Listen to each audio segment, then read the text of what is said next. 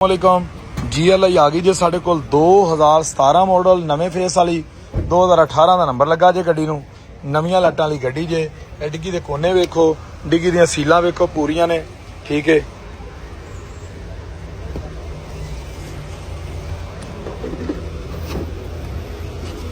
ठीक है डिग्गी वाली जगह वेख लो डिमांड दी 32 लाख रुपया करते पे ने फाइनल जी डिमांड जे थोड़ी बहुती कमी पेशी भी करवा लांगे ठीक है बाहरों इसकी छत जैनवन है यह सील खराब जे दोबारा बनी डिग्गी जैनवन है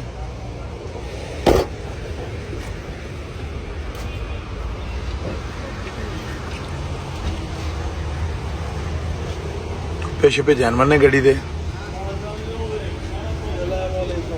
वालेकुम अस्सलाम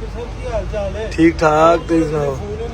फोन हुण इत्थे आना पैना तुहानूं फोन सुनने वाला काम खत्म हो गया हुण असल च रश बहुत ज्यादा हुंदा जी अच्छा एक बच्चे ने दिखाया सी लाइटां लूटां रिपेयर होईयां जे ठीक है 14 सिटी आई है तुहाडे कोल सिल्वर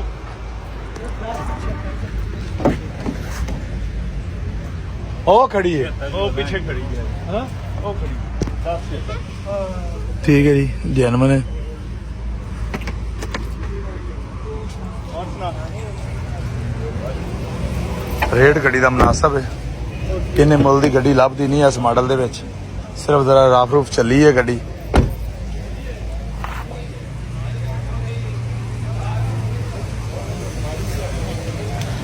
डिग्गी जैनवन है गड्डी दी